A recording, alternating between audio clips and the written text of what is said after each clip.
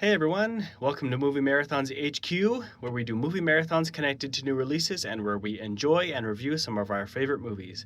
This video is part of the Spider-Man Brand New Day Movie Marathon and the Avengers Doomsday Movie Marathon, where we are watching one movie every week as we prepare for the releases of Spider-Man Brand New Day in July 2026 and Avengers Doomsday in December 2026. Today we are discussing Spider-Man 2, released in 2004 and directed again by Sam Raimi. This is the follow-up to Spider-Man, and here we see further adventures of Peter Parker, Mary Jane Watson, Harry Osborn, and the other cast of characters as they are confronted by a new villain, Dr. Octopus. Overall, I love this movie just as much as the original Spider-Man. I also have a great deal of nostalgia for this movie as I did for the first one. And I shared in my previous review that I grew up watching these movies on DVD, and I really loved the special feature of the Weaving the Web pop-up factoids. So little bits of trivia would pop up on the screen throughout the first Spider-Man and throughout this movie, so I loved that, and I think that's where my love of trivia came from. So I think this movie is just as strong as the first one. There's a few things it does better, a few things it doesn't do as well, but it's so even that I don't even know if I could rank them.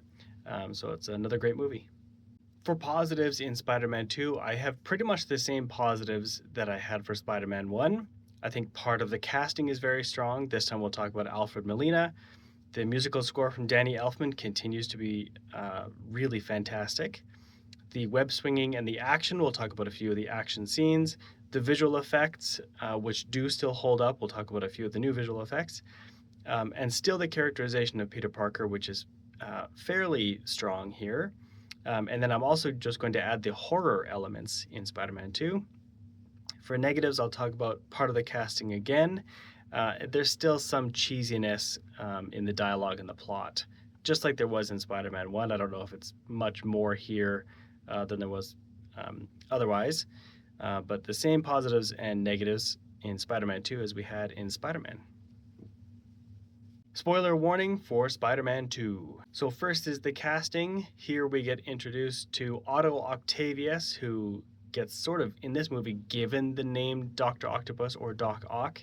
Here he's played by Alfred Molina, and he is phenomenal. I always knew this performance was good, but rewatching this for these marathons, wow, he stands out so much. And dare I say, he may be a better fit for this role than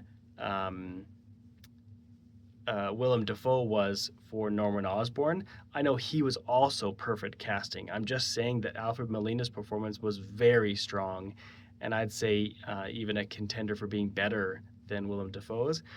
But the special thing here is he's not just a crazy villain like the Green Goblin was. He's got this AI that takes over, and now watching this in 2026 is pretty fresh, where AI is something we encounter every day. But the AI of the tentacles kind of take him over, but then he fights back, and it's a really interesting sort of possession type relationship he's got with these tentacles. So it's really fresh, and Alfred Molina delivers a performance that is very clear when he's in control and when he's not in control. He seems justified. His wife Rosie died because of his mistake in his calculations with his fusion machine. It's just a very strong performance. So I think the casting, getting Alfred Molina in there, who was not and still is not a huge actor, was really inspired for Dr. Octopus. Musical score by Danny Elfman continues to be one of a kind. I guess now it's two of a kind. This one is memorable, it's moving, and it's very emotional. And there's a few new motifs and things that are added here that I think provide a little bit of variety, but it's still largely a similar score as the first Spider-Man, but still a positive for me. Next, the action and the web swinging continue to be genre defining. The web swinging looks even better here. There's one scene where Spidey is swinging and he kind of uses two webs to maneuver himself through the part of a semi-truck between the cab and the trailer. It's really cool and looks like he really done, some kind of stunt actor really did it. So that's very, very well done. There's also a bank heist scene which looks great and it covers a lot of ground. And Dr. Octopus and Spider-Man have very different fighting styles, but they seem like they're going neck and neck.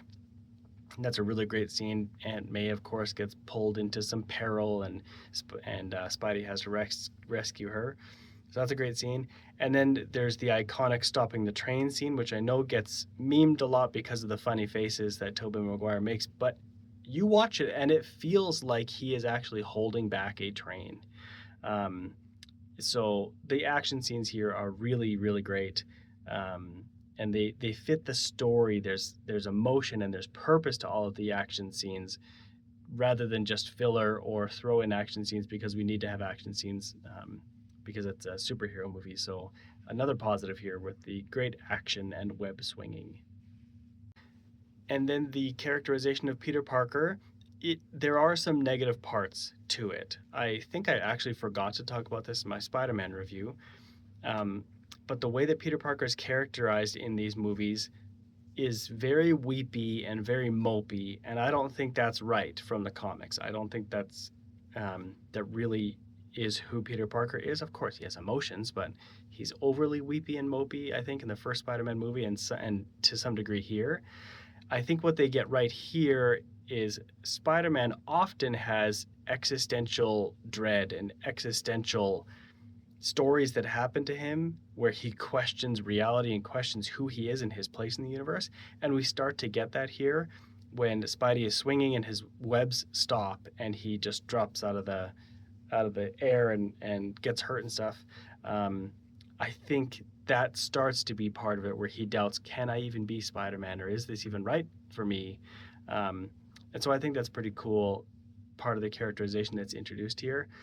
Still, overall, I don't know if it totally nails it, but I do like that element that gets introduced in Spider-Man 2. We also first get introduced to the recurring element for Peter Parker, that he decides that being Spider-Man is just too much, and in this movie he decides to stop and see what his life could be like if he just gives up his heroics and gives up being the friendly neighborhood Spider-Man. But true to the comics and true to the character, that just isn't him. And eventually he realizes he needs to get back in there. He needs to help the people he can help.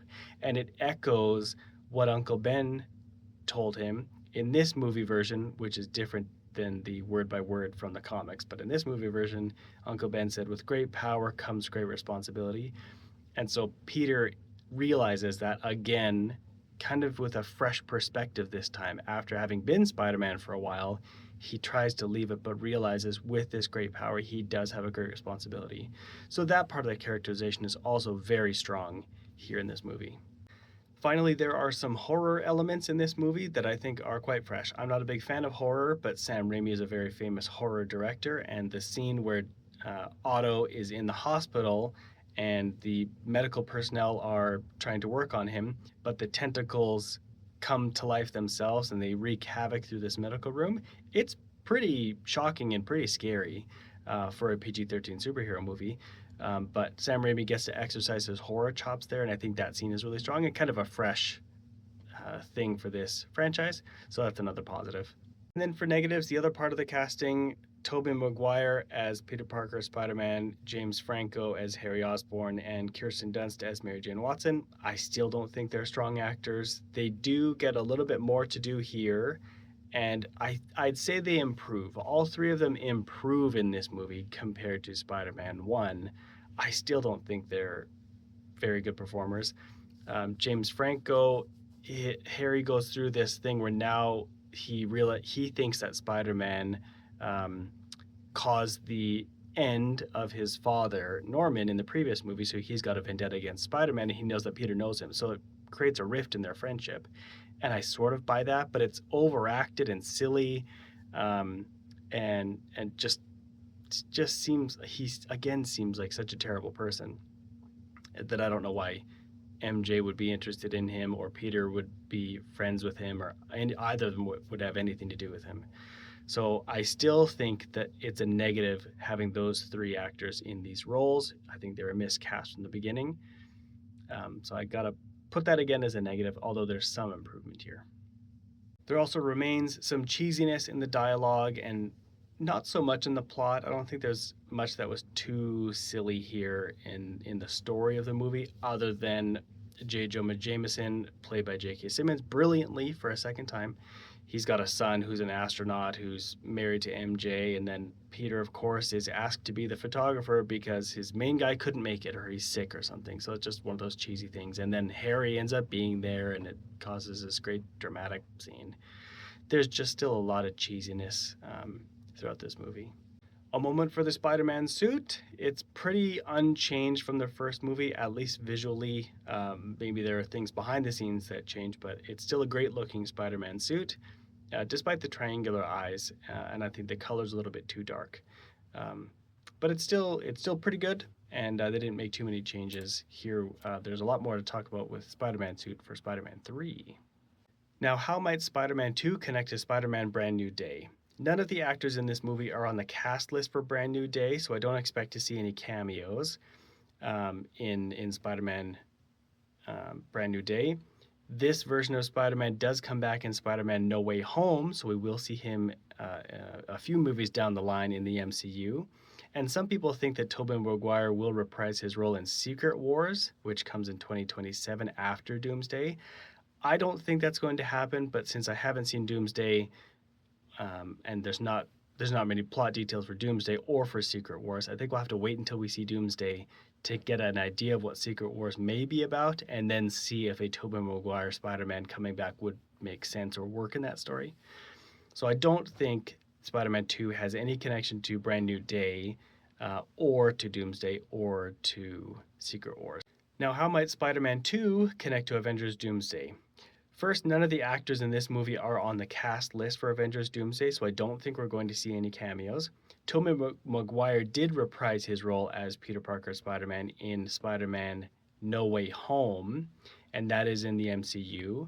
And I don't think he's going to appear in Spider-Man Brand New Day. I think that will be a more self-contained Spider-Man story. Some people do think that Tobey Maguire will come back in Avengers Secret Wars. I think that remains to be seen. We'll have to see Avengers Doomsday first, and then that might give us a sense of what Secret Wars may be about. Spider-Man does have a big role in Secret Wars in the comics, but I don't think that they're directly adapting that specifically. So I don't think he'll be in Secret Wars, but once we've seen Brand New Day and Doomsday, maybe that'll get us a sense for Secret Wars, but otherwise I don't predict any connections. So that's my review of Spider-Man 2. What do you think of this movie, and how do you think it might connect to Spider-Man Brand New Day or Avengers Doomsday? Make sure to let me know in the comments below. Follow Movie Marathons HQ on Instagram, TikTok, and YouTube, and also on Letterboxd, where you can see all of the movie marathons we've got going on right now. The next movie in this marathon is Spider-Man 3. See you at the movies.